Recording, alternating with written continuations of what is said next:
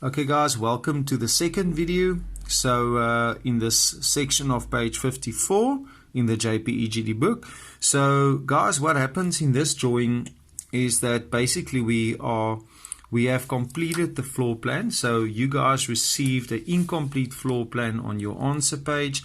Okay, so what are the basics? If you run through your question and you go through all the things there, you literally go and you tick everything off as you do it.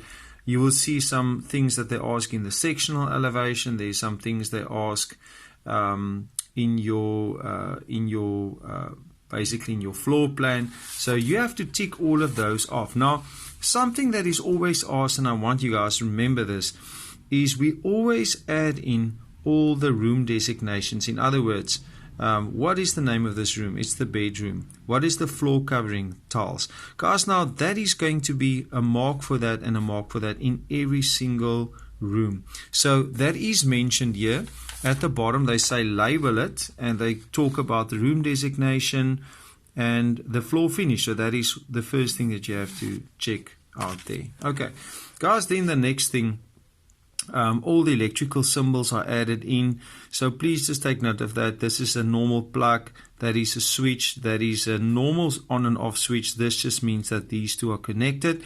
What this one means is if you only have one switch there, okay, what that would mean is basically that as it's drawn over here, this would mean that there's one switch, but this one switch basically switches on this light and that light at the same time. Now I'm just quickly going to check the question. Guys, I checked the question and I see there's a little mistake here, because it actually says that this is a two-pole switch. So what that simply means is that it's one switch, it's one box, but this one box has two switches inside of them. Okay, so basically what I mentioned earlier is not correct. So this is how it should be drawn, because this would mean that that line means it's, for instance, this, it's connected to that light, the other switch is connected then to that light. So this is one box like you have in your home, one switches on this light, the other one switches on that light. Guys, so just take note of that. And they call it a two-pole switch, so that is why it's two poles. There's two lines there. This is a single pole one where you only have that one line. So please take note of that. Guys, I think the rest over here is not too difficult. It's just the standard symbol for drawing a sink. Important to use the correct symbols, which you have to learn and memorize for all of your bathroom symbols. Guys, the built-in cupboard that you see there, it can also be drawn with a BIC. Then guys, just something to note, very often I see that kids draw a line over here. Okay, now in this case, the floor is on one level. So this basically means that there's a step here. So everything runs out onto there and then there's a step. So that's why you don't find a line in this case over there. And also not a line there because it's one floor level. If you add a line there, it would mean that there's a drop or elevated part in that view or step. Okay, so please guys just take note of that.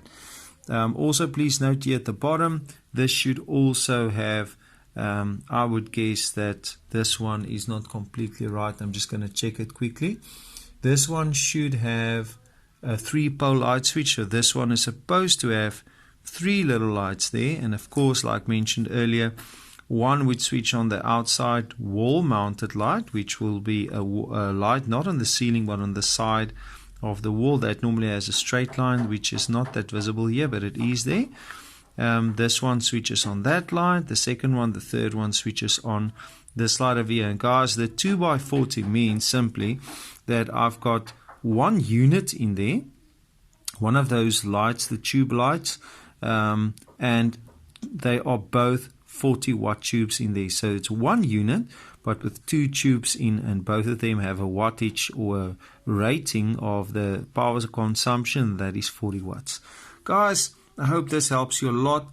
This is with regards to my floor plan. I'm going to do the next video, the third one.